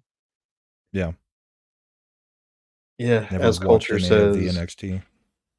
tech upsets and financially wrecks. Yeah, I mean, if you don't, you have to be very careful when you adapt and adopt technology. You don't have to be financially wrecked. There was no other WWE had no other competition. Nobody. They didn't have to adopt the streaming model. They got sold a bill of goods that if you're like Netflix and you can get a bunch, you know, 20, 30, 40, 50 million subscribers at $10 a month, you're going to be way better off than people buying pay-per-views. The problem is people didn't pay. You Yeah. don't they just didn't Nobody like them. cared to just be able to watch nonstop wrestling older clips. Yeah, and Or if also they they did, edited. they went and watched a whole bunch of it and then said, "Oh yeah, okay, Yeah. I saw what I wanted to go back and see." And there's something I think, I don't know if culture talks about this too. You devalued the product because now you told people it was only worth $9.99 a month or $30 a quarter, essentially. If you told me that it's only really worth $30 a quarter, I'm not gonna pay more than $30 for a single pay-per-view. Right. You're gonna, you know, you've told me now the product is worth less. It's what happened in the music industry once, they started selling music for Going like from 9 albums to yeah, to individual songs at like song 99 downloads. cents for Mhm. full price or 69 cents on sale and all this stuff. You've now told me that music is only worth this much money. I'm not gonna pay $20 for a CD with you know, 6 songs on it anymore. Which So is why we don't get albums anymore. There are no B-sides. It's just singles and hope that it hits.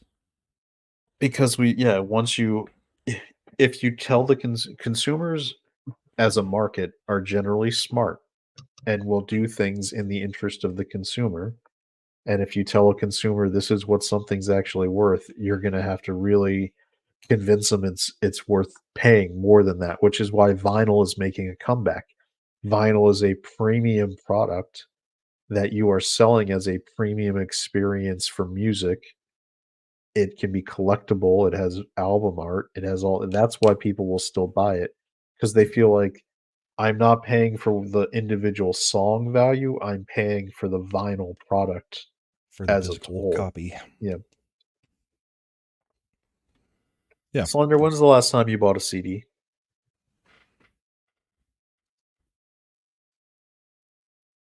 Is it still even Like 20 years ago.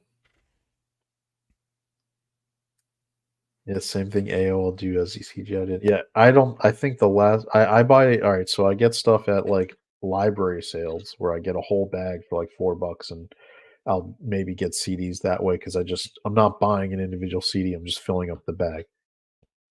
Right. Outside of that, actually buying a CD, I think the last CD I bought was probably the Lord of the Rings soundtrack for the first one. So that would have been 2001. I think did Fellowship of the Ring come out in 2001? I thought we just had the 25th anniversary of Return of the King, or was it the 20th anniversary? That was probably Return of the King. It came out each year. Fellowship of the Ring was 2001. So So we Return. just had the 20th anniversary of Return of the King. Yep, Return of the King was 2003. God, those movies were so long in the theater. I mean, Mhm. I much prefer the experience at home where I can kind of pause and take a bathroom break. Yeah, but they were My great in the car has theater no at the CD time. player. My car still has a CD player, but I think it's a 2017, so I'm pretty sure they started phasing them out after that. That was probably one of the later year. I don't Problem think is your mine car still have a does. CD player? I don't think it does. I've got a 2020 Gladiator, Jeep Gladiator, and I don't think it does. Splendor, your Because the car still last have a real CD? use of the CD players was actually a DVD player that they actually loaded up. That's how they loaded up your maps and stuff. Yeah, mine doesn't have a CD player. I know for my new computer, I have an external drive I plugged in because it didn't have any Yeah, there's optical no disk drive. there's no disk drives of any kind on that computer. Just the hard disks. Let's see, I convert my CDs to FLAC, then use USB. Still, it has an optical drive. Yeah. Let's see. Zombie says vinyls are being mass produced these days, so that rare record you think you have is no longer rare. I don't think anyone's buying it because they think it's rare. I think they're buying it because they think it's a more premium format. I think it's just a retro thing. You think Kids like so? the retro thing. Yeah, my daughters collect vinyl records and they don't give a crap. They don't know the difference between the sound because all they've ever had is streaming music for the most part. Will our cars ask for a license to play our CDs? If Sony has their way, if you have a Sony, if you have a Sony radio in your car. I've never. All right, so I'm gonna be. This is where I know that somebody like Culture would kind of yell at me for this. I have never really felt like I noticed any audio difference between a vinyl album and CD. Depends on the level of your equipment, I would think.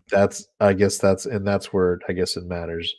I was like, I don't really want to have to invest like $2,000-3,000 to make this already more expensive album sound better than the CD I'm playing. So I can kind of live with that. Yeah, I've been pretty much fine with CD quality sound. Now, I mean, at the same time, Slender's been over to my house and seen my home theater set up, and I probably invested a lot more than the average consumer is going to do in a home theater because I was like, well, I do argue like, well, the picture quality, I need a 4K disc player, I need a projector that can do 4K, I need the 150-inch screen so I can get the right view. I got a really nice sound system that can decode everything. So on the one hand, I'm like, oh, I wouldn't pay that much for playing a record, and then on the other, I probably spent that much to be able to play movies. Right. But I But mean, that's a use of a whole room. I mean, no, a lot of people make a media room like that. the culture weave filters the music and fools them. uh, it's funny. All right, I have to look at the calendar to see which movies I'm going to drag Slender out for 2024. I don't think there's actually much coming out that's even going to be worth. Maybe Dune 2. Dune 2. I think that the Beekeeper movie looks interesting. Looks like a good. I did Statham actually. film.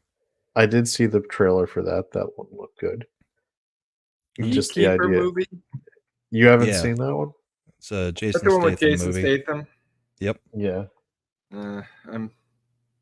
it'll be typical Jason Statham. That's the thing. When he's the lead, I don't generally like the movie because it's just not my style. You didn't like Snatch? I loved Snatch, He but was the that lead in also is Snatch. not the typical Jason Statham role.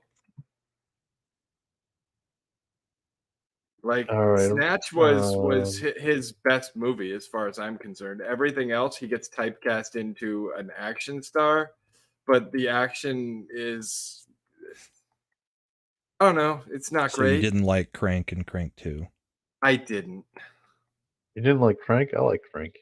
I Thought that one didn't because That was I'm a an fun, adult. silly, good time. I didn't care for him this year in the Meg 2, and I didn't really care for him in the new Expendables movie. Well, I didn't I care for liked the him movies. okay in the first Expendables. I liked him okay in the Meg, but like the Meg wasn't a good movie. Like I liked him Okay, better in Meg than Meg 2, because Meg 2, they just turned him into Jason Statham. Yep. Yeah, so Mad was using those ones to make the Yeah, argument. no, I've against seen the Meg. I haven't seen the Meg 2, but Vertical I Horizon didn't says hear anything great about it either. Crank is one of my favorite Statham movies. I thought Crank was hilarious. It actually, I have a soft spot for Amy Smart. I think she is pretty funny to me, and she was in that one. So I'm starting to think that maybe deep down inside, Lil Chad is a bit of a movie simp because there's so many bad movies. He's like, I liked it because there was this girl I liked in it. no, I mean, I also like. I mean, I like Jason Statham movies. I think he's a good action. To me, Jason Statham is the natural evolution of what I used to like with canon movies in the 80s. 80s rock, or 80s, action movies. Yeah, it's like, when you want for what is it with Braddock, with Mission Impossible, with Chuck Norris, or Sylvester Stallone and Cobra. I mean, they're not or Commando with Arnold Schwarzenegger. These movies are not winning Oscars for screenwriting, but I enjoy the heck out of them. Yeah, It's I just- get it. I like just about any Statham movie where he's a professional driver, too. Snatch is better than Lock, Stock, and Two Smoking Barrels. That is 100% fact. That is correct. Yep. That is, I've never met anyone who argued the opposite. I have, but I don't know if they were being serious. Well, they clearly had to be joking I hope so. because But they hung on to that bit. So Yeah, they were both good movies, though. they're both good, but Snatch is just better. Snatch is like quotable and classic. I mean, yeah, Snatch is far and away the better of the two, in my opinion. Quick, Tommy. I mean, you've before got Germans Brad get Pitt. here. Yeah, he's like, "What are you afraid of, Tommy? It's a German." Or Tyrone, you silly fat bastard. Why do they call him Boris the Bullet Dodger? Because he dodges bullets, Abby. Bullets. Or like, oh, she's terribly fond of periwinkle blue. It's and Dennis Farina. I effing hate England. I don't want. Do you have anything to declare? Yeah, don't go Yeah. to England. The cast is great. Jason, what was the name of the I'm trying to think of the mob boss guy that fed people to the pigs. Bricktop? Bricktop. Like, I mean, come on, Bricktop. The whole look and design. His speech where he goes, "Do you know what nemesis means?" Like, oh, that speech still gives me chills to this day. I mean, even Benicio del Toro for 5 minutes in the beginning of the movie as robbing the jewelry store. Yep. That was great. All right. We're supposed to be getting a cliffhanger too. I mean, I heard about that. I was like, how do you make another one of those? Like, Yeah, no thanks. Cliffhanger came out in what, 1993, 94? What? I feel like you can't have a cliffhanger too, unless it's like the same guy gets really upset about a season of a movie that ended on a cliffhanger or something. Because like after that movie, you never go rock climbing again, right? You stay away from mountains from then on out. Well, remember that his job was mountain rescue, so it's actually it would Sylvester Stallone's character was supposed to be up there all the time. Yeah, well, if he had any brains in his head, he'd retire. Well, I mean, the movie came out in 1993. I mean, 30 years ago. I'm 30 pretty years sure, later. he should be retired by now. Should be. I just Zombie, I just looked it up. It came out in 1993. So this movie, Jeez. We're old. Yep. I remember going to see Cliffhanger like in the theater. It's like it was good stuff. That was actually Cliffhanger predates his Judge Dredd movie. So, Yes. Yeah, but the Judge Yeah, I Dredd mean- movie was kind of good. I kind of liked it. oh, why did you like the Judge Dredd movie? Mostly just because I'm sorry, but it wasn't bad. Okay, I don't know. I can't remember it well enough to eloquate my point. I just remember that I kind of liked it. Yeah, I like Dread better. Dredd. I mean, well, Dredd is fantastic. You've seen Dredd, right, Slender? No, I have not. What? You heard me. I haven't seen it. You should probably remedy that. Yeah, we gotta fix that. I'll remedy it one day. What are you doing Not New today. Year's Eve? New Year's? New Year's? I don't know yet. I don't know that I have plans. Come over, we'll watch some movies. That's Oh, what- okay. We'll see. I can't commit. We're too far out. That's like a week away. You son of a, it's like a week away. What else? And by the way, what helped Cliffhanger is Jonathan Lithgow? John Lithgow is the villain. I mean, he's a great movie villain. So No, I agree with Zombie Box Reviews. Ace Ventura: When Nature Calls. That cliffhanger sequence was awesome. yeah, with the raccoon. When Nature Calls gets a bad rap, but I do I think think it's it pretty was funny. better than the first one. Well, the first one, no. I mean, the first one, the Finkel is Ironhorn is Finkel part. It just Yep. still cracks me up to this day. Yeah, that part's Oh. pretty good. But I don't know. Overall, I liked the second one better. I was unaware that the Wachuchu were biters. Or when he comes out of the Bumblebee rhino. tuna. Bumblebee tuna. The rhino birth scene. Yeah. Still makes me- Come on, kids, let's go watch. Oh God, no. And guano bowls. Collect the whole set. Like, I don't know. I just felt like they had a lot of I felt like the first one was good, but the second one really capitalized on that kind of comedy, you know? I recently watched The Mask because I was adding it to my server, and I forgot. Like, I was like, "Oh my gosh, Cameron Diaz looked so good!" Like when that movie came out in 1994, I was like, "Cameron Diaz has been in movies for like 30 years." Jesus, Yep, and that was when she looked good. that was I've argued for people for a long time because that The Mask is probably the best Cameron Diaz has ever looked in a movie. Yes. Because that was Easily. before she got too skinny, when Hollywood convinced her to try to skinny herself up too much. Because she's built pretty good for that movie. It holds up surprisingly well. It's still enjoyable. The only problem for me for The Mask, and this is something Brahma may appreciate.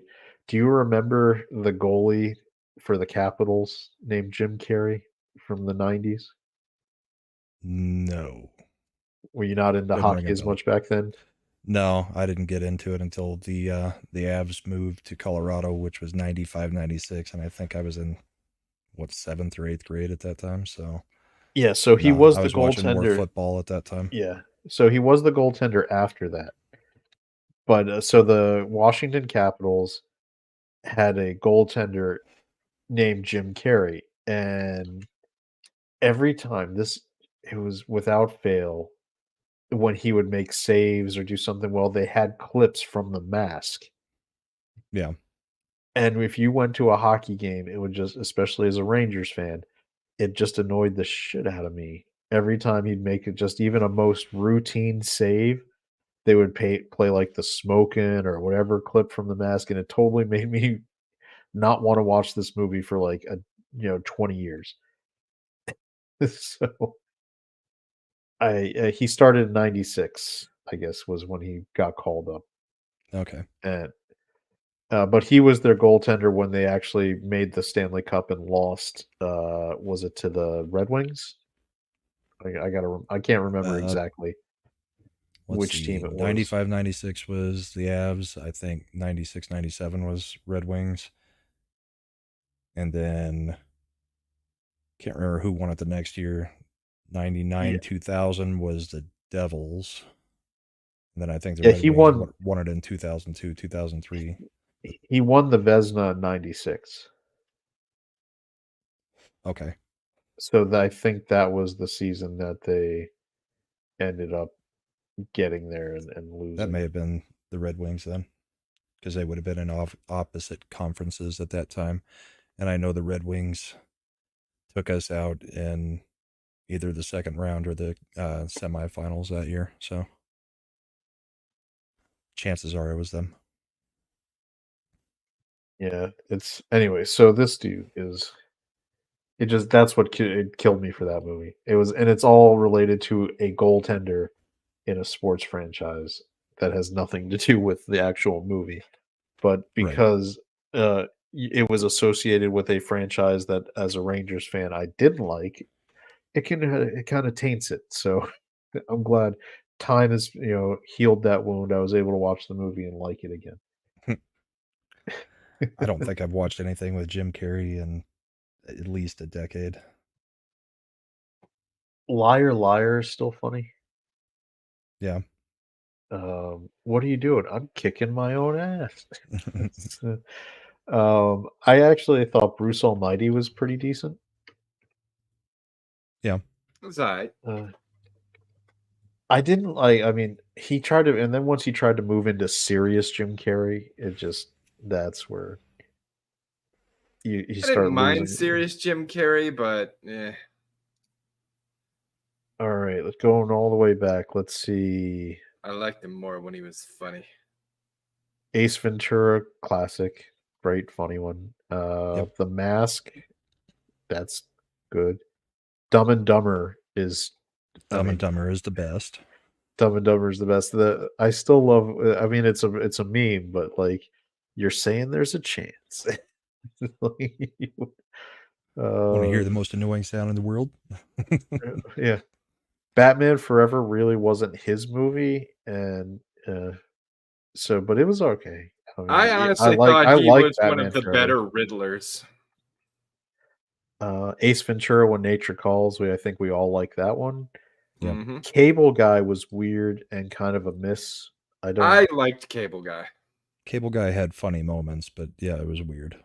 I enjoyed that kind of dark humor, so Cable Guy resonated with me quite well. Yeah, then he did Liar Liar after that one. That one was that one's good. If people are being so nice to me, that's because you got big boobs. Yeah, his first serious role was The Truman Show, which comes up next, which was in 1998. He did The Truman Show, which I liked The Truman Show. He wasn't weird serious in The Truman Show. Right, it was still I liked the kind of concept comical of the premise. Truman Show. There was definitely a comical premise to it. But I thought the idea and the story were kind of poorly executed. But the the concept itself kind of carried the movie. Like, I would still rate it as a good movie, but I think it could have been a hell of a lot better. I guess he had a bit part in Simon Birch. That's really not a Jim Carrey movie. Then this is where he started doing weird Jim Carrey, and it was just Man on the Moon with where he played Andy Kaufman. Yeah, but And that that was really great now I liked The Man on the Moon. because I it's love because Kaufman. yeah, Kaufman. Yes. And he Yeah, actually so, did a really good job portraying Andy Kaufman, I thought. Yeah, Now this movie makes me laugh hysterically, which is Me, Myself, and Irene. It gets a bad rap. I enjoyed that one. it was funny. Anytime he's on screen with his kids, it's just- I can never Michael stop. Knowles Like, thinks that's the best movie ever made. the part where From he Daily pulls Wire. out the thing and he's shaking. what it were around, you he's doing like, last night? What are you Yeah. doing? That was "You he's like shoved it that up was your ass." he's like actually that was for you. What? All right, then he did How the Grinch Stole Christmas. I mean, he was under all the makeup. He did a good job for the Grinch. This was Majestic was serious. Jim Carrey again, and it kind of gets forgotten. It was Oscar bait, and it didn't really work that well. Bruce Almighty. I mean, that's a good classic, funny one right there.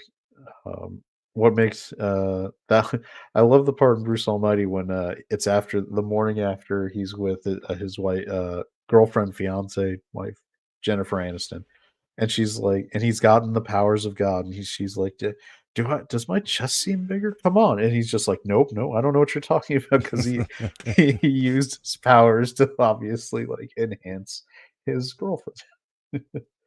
Oh, apparently Jim Carrey was a nightmare to work with on the set of Man on the Moon. I don't doubt that. Eternal Yeah, here's Sunshine my of the thing, Spotless though. Mind. Yeah. If who said that? A director, a writer, a producer? Like, if an actor is a nightmare to work with because they're trying to stop you from ruining the fucking movie, I'm okay with them being a nightmare to work with. Like, I'm sure anyone on the set of The Witcher would tell you that, oh boy, was a nightmare to work with too. But he was right. All right. This one I don't like at all. Eternal Sunshine of the Spotless Mind was very highly critically acclaimed, but it was a stupid movie. I don't really enjoy it. Series of Unfortunate Events. He was playing Count Olaf. I think he did a good job for the character he was playing. Fun He with was Dick and Count Jane Olaf. in the movie version, not the Netflix. I was gonna remake. say, I thought that was Neil Patrick Harris.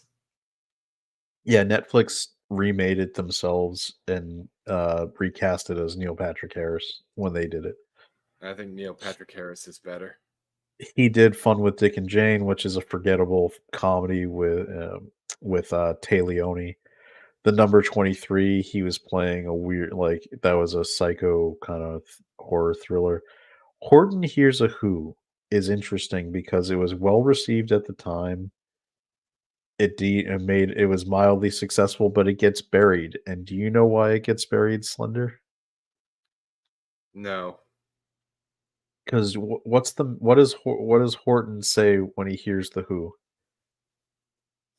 I don't remember, dude. You think I it read a got buried- Dr. Seuss book in the past 40 years? Right? It's because it got buried because it was considered pro-life. Oh, well, I mean, yeah, that's no wonder it got buried then. Because Horton's quote is when he's everybody like the point is he's an elephant and he hears these very small like who's or very like tiny things that no one else thinks are real, and so they try to convince him to move on, and he goes, no, I believe in you all. A person's a person no matter how small, and you very small persons will not have to die. So Oof. the Democrats would not like that. No, they didn't like the fact that this one was getting promoted. A person's a person no matter how small. It pretty much meant that you never hear about this movie again. So, but it came out and people liked it then. Yes Man is forgettable. I Love You, Philip Morris, forgettable. A Christmas Carol was popular.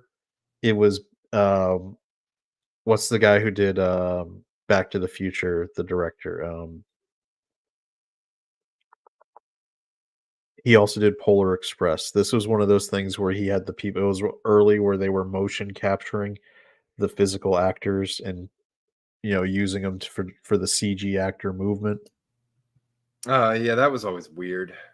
And this was when it was in that era, like 2009 to like that. They just had that like they had those cold dead eyes.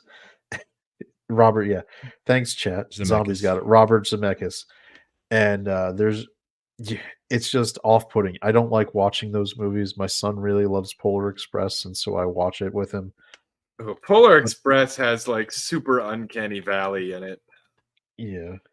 Like Never I seen do it. not like the way they look in Polar Express. I know I could click on it, Clay, but I want to leave the list up. I'm trying to be a more professional YouTuber so these guys don't mock me.